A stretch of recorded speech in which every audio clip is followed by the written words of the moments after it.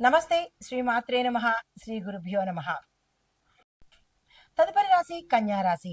ఈ కన్యా రాశిలో ఉండే విద్యార్థులు క్రమ పద్ధతిగా చదివితేనే మీకు సక్సెస్ కానీ, విజయం కానీ, లేదా మీరు అనుకున్న స్థాయికి వెళ్ళడం కానీ జరిగే అవకాశం ఉంది. లేదు అంటే డిస్ట్రాక్షన్స్ ఎక్కువగా కనబడుతున్నాయి. మీరు అనుకున్నది ఒకటి, మీ ఫ్రెండ్స్ వచ్చి వేరే దానికి తీసుకెళ్ళిపోవడమో, లేదా సోషల్ మీడియాలో మీరు ఏదో చూస్తూ ఉండడమో, ఆ చూసిన దానివల్ల మీరు అనుకున్న గోల్ రీచ్ అవ్వలేకపోవడమో, ఇలాంటివి ఎక్కువగా కనబడుతూ ఉంటాయి. మీకు డిస్ట్రాక్షన్ ఎక్కువగా గోచరిస్తోంది. కాన్స్టెంట్గా ఒక పద్ధతిలో నిలబడే ప్రయత్నం చేయండి. చేజేతులారా మీ యొక్క భవిష్యత్తుని నాశనం చేసుకోకండి. ఉద్యోగస్తులకు చూసుకున్నట్టయితే ఈ వక్రీభవించిన కాలంలో బుధుడు మీకు లగ్నాధిపతిగా ఉండడం వల్ల మీ యొక్క పనితీరులో కానీ, బుద్ధిలో కానీ, శరీరంలో కానీ వేగం తగ్గిపోతుంది. ఎక్కువగా ఎగ్జాస్ట్ అయిపోతూ ఉంటారు. దాన్ని ఒత్తిడి ఎక్కువగా తీసుకుంటారు. దాన్ని అధిగమించే ప్రయత్నం తప్పనిసరిగా చేసుకోండి.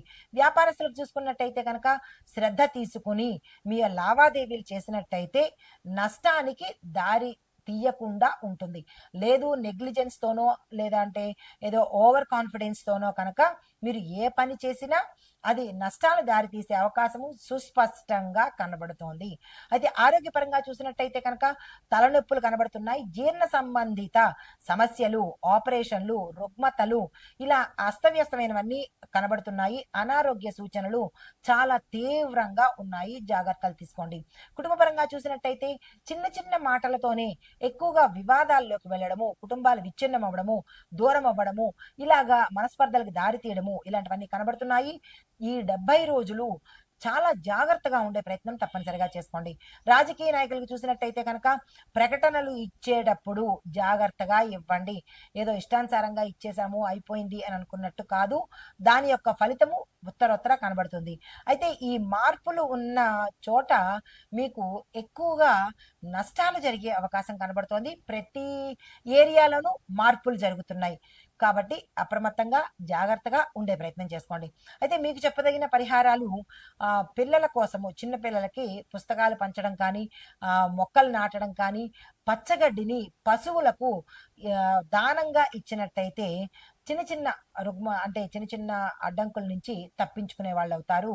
అయితే మీ యొక్క పెద్దలను గౌరవించే ప్రయత్నం చేసుకోండి. బుధగ్రహానికి పాత్రులవుతారు. మీకు చెప్పదగిన మంత్రము ఓం ఐం బుధాయ నమః. దీన్ని మీరు 21 సార్లు ప్రతిరోజు చదువుకునే ప్రయత్నం తప్పనిసరిగా చేసుకోండి. ఇది ఈ రాశిలో ఉండే వారికి చెప్పదగిన గోచారీత్యా ఫలితాలు, పరిహారాలు, సూచనలు. నమస్తే. మనకి ఖగోళంలో అందరికీ తెలిసిందే గ్రహాలు సంచారం నిరంతరం చేస్తుంటాయి. అయితే కొన్ని గ్రహాలు ముందు నుంచి వెనక్కి వెళ్ళడము, లేదా ఉన్న స్థానం నుంచి వేరొక స్థానానికి అలా సంచారం చేస్తూ ఉండడంతో కొన్ని గ్రహాలు ఒకదానికొకటి క్లాష్, అంటే ఒకదాంట్లోనే రెండేసి మూడేసి ఉండిపోవడము, ఇలా రాసుల్లో వాటి యొక్క స్థానాలు మారుతూ ఉండడము, ఇట్లాంటివన్నీ వింతలు మన ఖగోళంలో ఎప్పటికప్పుడు జరుగుతూ ఉంటాయి.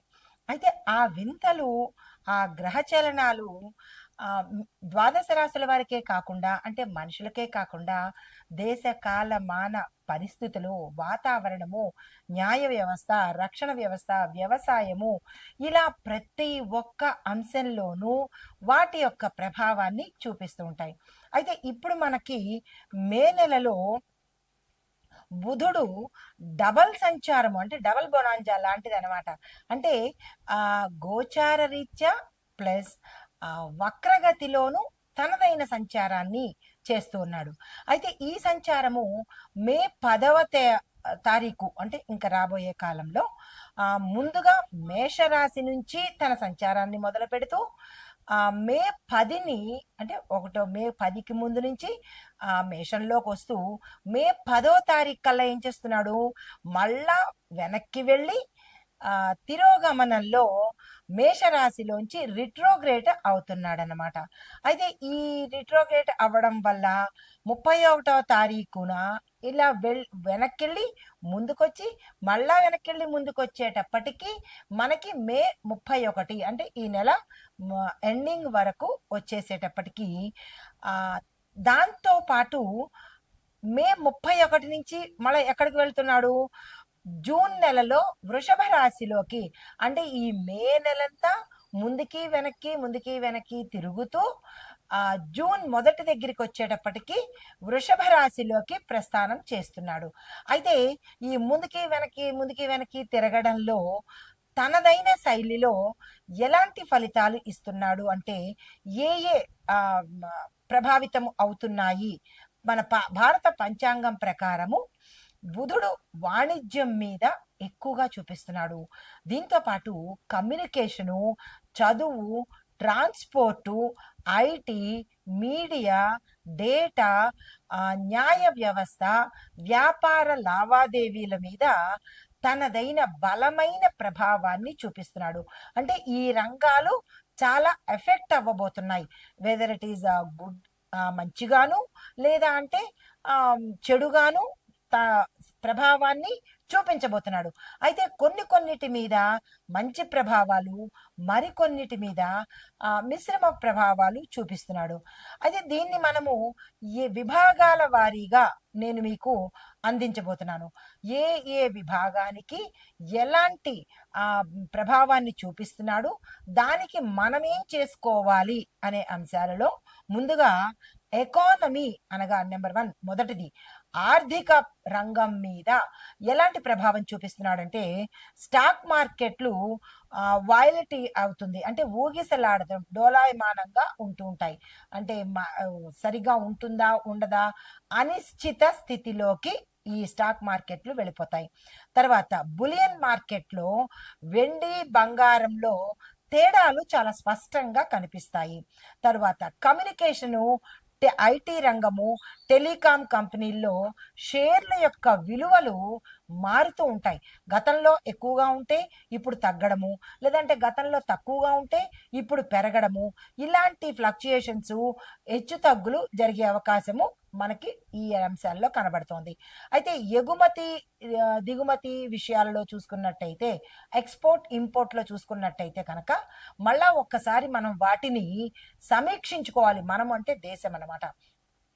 దేశ వ్యవస్థ ఒకసారి సమీక్ష చేసుకోవాలి, ఎలా ఉండబోతోంది అనేది ఆర్థిక రంగ నిపుణులు వాటిని చెక్ చేసుకోవాలి. తర్వాత బడ్జెట్ లేదా పన్నుల విషయాలలో, ఎన్నికల విషయాలలో మధ్యంతరంలో మార్పులు సంభవించే అవకాశం కూడా ఇక్కడ కనబడుతోంది. అయితే మనం ఏ రకంగా జాగ్రత్తలు తీసుకోవాలి వీటి మీద అంటే కనుక, వ్యాపారులు అంటే ఏ వ్యాపారం చేసిన వాళ్ళైనా అయోమయావస్థలో పడిపోతారు. నష్టం వస్తుందా, లాభం వస్తుందా, వాళ్ళకి ఏమిటి తెలియని పరిస్థితిలోకి వెళ్ళిపోతాడు. తర్వాత ఏదైనా లావాదేవీలు చెయ్యాలి అంటే కనుక దానిలో పూర్తిగా లేట్లు అయిపోతాయి, అంటే జాప్యం ఎక్కువైపోతుంది. ఇవాళ అనుకున్న పని మరో వారం రోజులకు అవ్వడము, ఇలాగా ప్రతి అంశంలోనూ లేటు అనేది కనబడుతూ ఉంటుందన్నమాట. తర్వాత పెద్ద పెద్ద పెట్టుబడులు మనం కనుక తీసుకున్నట్టయితే, అంటే క్రోర్స్ ఆఫ్ రూపీస్లో కనుక పెట్టుబడులు పెట్టాలి అంటే కనుక మే మధ్య వరకు, అనగా మే 15వ తారీఖు వరకు మీరు పోస్ట్ పోన్ చేసుకునే ప్రయత్నం చేయండి. ఈ ఆర్థికానికి సంబంధించిన లేదంటే వ్యాపారస్తులు కానీ పెట్టుబడుల జోలికి అంత త్వరగా వెళ్ళకండి. 15వ తారీఖు వరకు టైం తీసుకోండి, వాయిదా వేసుకోమని చెప్పదగిన ప్రత్యేకమైన సూచన. అయితే మీరు ప్రత్యేకంగా వ్యాపారులు ఏం పరిహారం తీసుకోవాలి అంటే కనుక, బుధగ్రహానికి సాధ్యమైనంత దానాలు కానీ, శాంతి పూజలు కానీ, హోమాలు కానీ, జపాలు కానీ చేయించుకున్నట్టయితే కొంత ప్రభావము తగ్గుముఖం పట్టే అవకాశం ఉంది. తర్వాత దానంగా ప్రతి వ్యాపారి, అన్ని రాసుల్లో ఉన్న వ్యాపారస్తులు, ఇది ఓవరాల్ గా చెప్పేది, రాశి వైజ్ గా చెప్పేది కాదు, కాబట్టి ఈ ప్రతి రాశిలో ఉన్న వ్యాపారస్తుడు ఆ దానాలు ఇచ్చుకోవడం ప్రయత్నం చేయండి. అయితే ఇవ్వడం మాకు ఇష్టం ఉండదు, మేము ఎంతసేపు పుచ్చుకోవడమే అని అనుకుంటే కనుక బుధుడు ఇచ్చేది కూడా మీరు పుచ్చుకోక తప్పదు. కాబట్టి ఆ దానాలు ఇచ్చేవి అనేవి తప్పనిసరిగా చేసుకోండి, మీ యథాశక్తి. అయితే తరువాత న్యాయ వ్యవస్థని చూసినట్టయితే, అంటే జ్యుడిషరీ, లీగల్ రిఫార్మ్స్ కనుక చూస్తే వాదనలు, తీర్పుల యొక్క ప్రకటనలు చాలా ఆలస్యం అవుతాయి. అంటే ఎక్కువగా టైం తీసుకునేటట్టుగా, పోస్ట్ పోన్ అయ్యేటట్టుగాను, ఎక్కువ వాయిదాలు పడేటట్టుగాను, తీర్పు కూడా లేట్ అయ్యేటట్టుగా ప్రభావం గోచరిస్తోంది. అయితే కొన్ని కేసుల మీద మళ్ళా తిరిగి తిరిగి దాన్ని ఓపెన్ చేయడము, మళ్ళా పునర్విమర్శ చేసుకోవడము, మళ్ళా దాన్ని తిరిగి ఆలోచన చేసుకోవడము, ఇలాంటివి జరిగే అవకాశాలు కనబడుతున్నాయి. అయితే ఎక్కువగా బహుళ అభిప్రాయాలు అంటే ఎక్కువ మంది అభిప్రాయాలు ఉండడం వల్ల తీర్పులో స్పష్టత, క్లారిటీ మిస్ అవుతాము. అంటే ప్రతి ఒక్కళ్ళు చెప్పేవాళ్ళే ఇలా చేస్తే బాగుంటుంది, అలా చేస్తే బాగుంటుంది. ఈ న్యాయ వ్యవస్థ దగ్గరికి వచ్చేటప్పటికి కొన్ని కొన్ని కేసులు మళ్ళా తిరిగి పునర్విచారణ చేయవలసిన పరిస్థితి ఏర్పడుతుంది. దీంతో పాటుగా బహుళ అభిప్రాయాలు అంటే ఒక్కొక్కళ్ళు ఒక్కొక్క అభిప్రాయం చెప్పడము, ఒక్కొక్క తీర్పు ఇవ్వడం వల్ల ఏమవుతుందంటే తీర్పుల్లో క్లారిటీ మిస్ అవుతోంది. దానివల్ల స్పష్టమైన తీర్పులు ప్రజలకి అందుబాటులో లేనట్టుగా కనబడుతుంది. దీనికి పరిహారం ఏం చేయాలి అంటే కనుక ప్రభుత్వం తరపు నుంచి కోర్టు సంబంధిత కేసులకు తగిన పర్యవేక్షణ పెట్టడం కానీ, లేదంటే దానికి సంబంధించిన నియామకాలు ఏర్పాటు చేసి ఒక క్లారిటీకి వచ్చేటట్టుగాను, ప్రజల్లో కన్ఫ్యూజన్ లేకుండా చేసేటట్టు చేసుకోవాలి.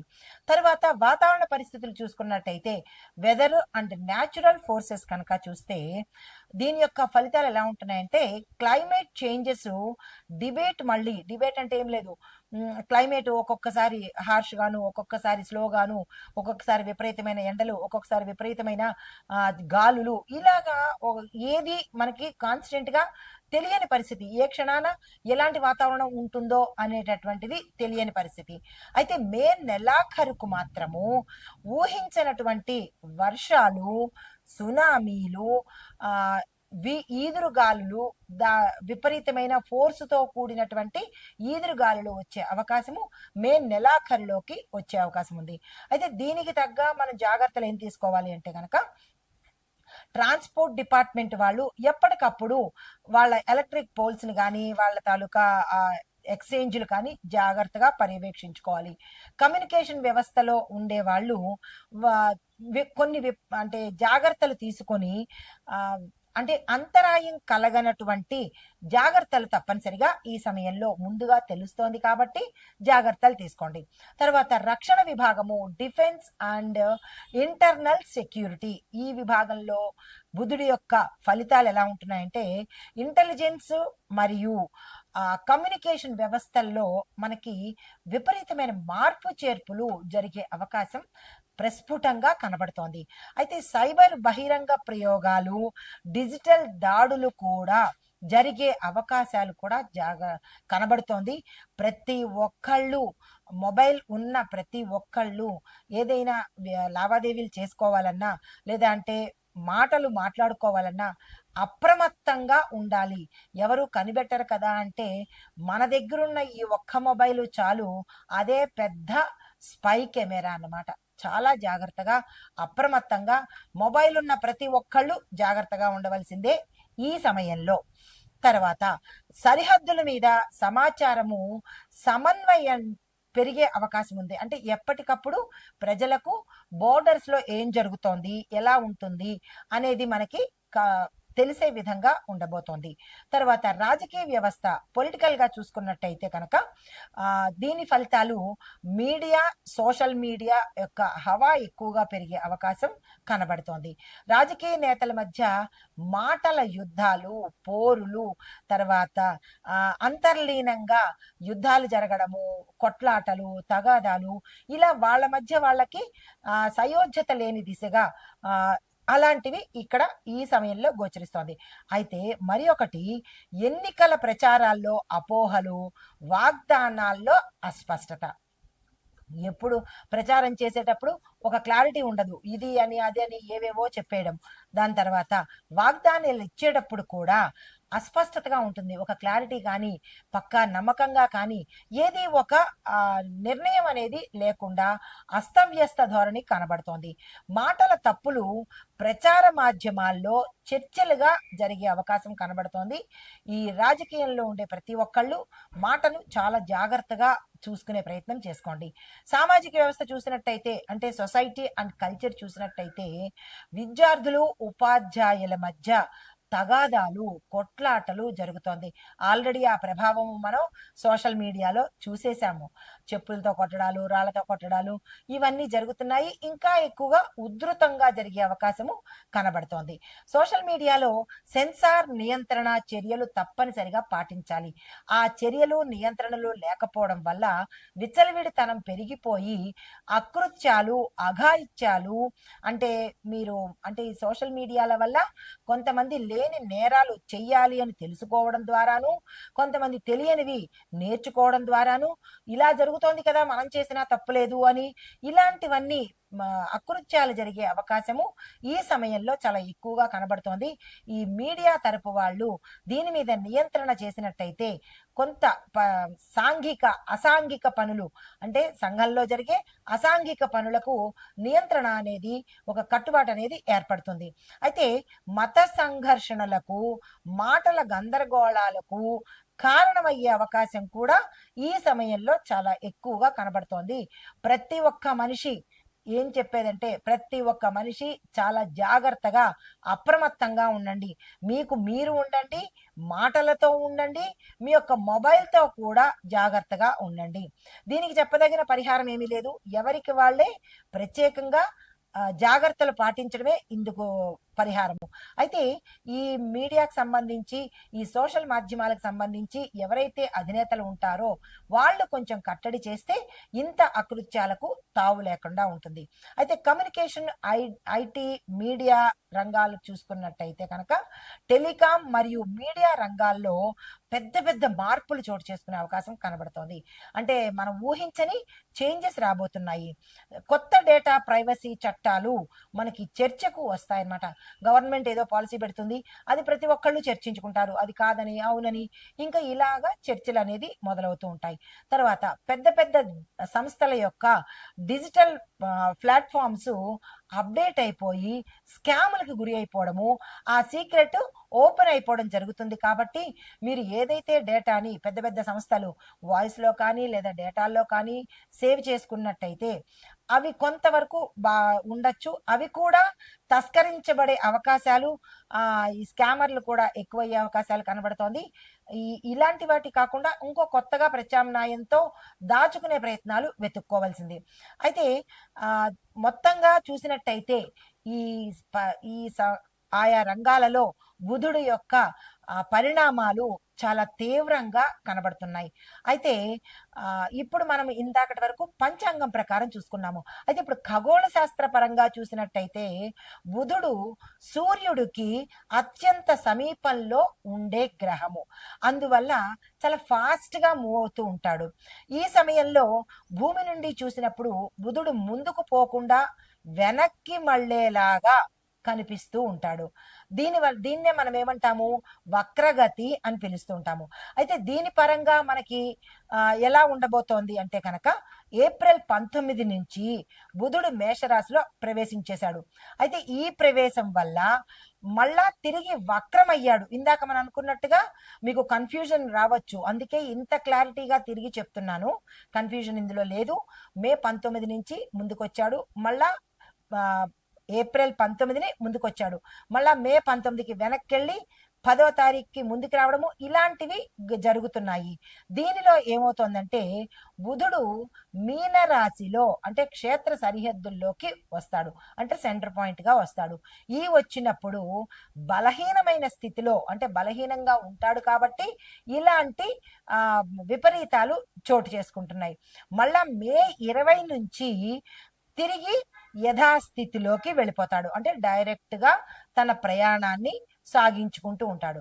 అయితే ఈ ప్రయాణంలో జ్యోతిష పరంగా చూసినట్టయితే మేషరాశిలో బుధుడు మంగళుడితో ఉండడం వల్ల ఆధిపత్యాన్ని ప్రదర్శిస్తూ ఉంటాడు.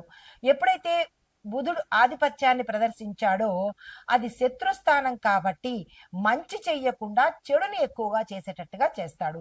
తర్వాత ఈ చెడు మనకి ఎక్కడ కనబడుతుంది అంటే కనుక మన బుద్ధిలోను, వాక్కులోను, లావాదేవీల్లోనూ, సమాచార వ్యవహారాల్లోనూ గందరగోళ స్థితి ఏర్పడుతుంది. అయితే తప్పుడు సమాచారము ఎక్కువగా ప్రజల్లోకి వెళ్ళిపోతూ ఉంటుంది. దీని ఆధారంగా మనం తీసుకునే నిర్ణయాలు ప్రమాదకరమైనవి అవుతాయి. కాబట్టి ఈ సమయంలో నేను ఇంత విపులీకరంగా చెప్తున్నాను కాబట్టి ఒకటికి 2 సార్లు విని జాగ్రత్తలు తీసుకునే ప్రయత్నం తప్పనిసరిగా చేసుకోండి. అయితే ఈ గందరగోళపు ప్రకటనలు మీడియా వాళ్ళు చేయడం కానీ, ఏదైనా ఇంకొక ఇతరత్రా కానీ ఈ ప్రకటనలు వచ్చినప్పుడు త్వరపడి నిర్ణయాలు తీసుకోకండి. తరువాత మాటలు తొందరగా బయటకి వెళ్ళే ప్రయత్నం చేసుకోకండి. మీ యొక్క ఎక్కువగా జాగ్రత్తలు తీసుకునే ప్రయత్నం చేసుకోండి. అయితే విశేషమైన జ్యోతిష్య ఫలితాలు ఇప్పుడు చెప్తాను. దీనిలో బుధుడు ఒకే రాశిలో 21 నుంచి 25 రోజులు ఉంటాడు కాబట్టి ఈ రాశిలో ఉన్నప్పుడు సుమారు 65 నుంచి 70 రోజులు ఇక్కడే ఉండే అవకాశాలు కనబడుతున్నాయి. అంటే దాదాపుగా 70 రోజులు మేషరాశిలోనే బుధుడు ఉంటున్నాడు.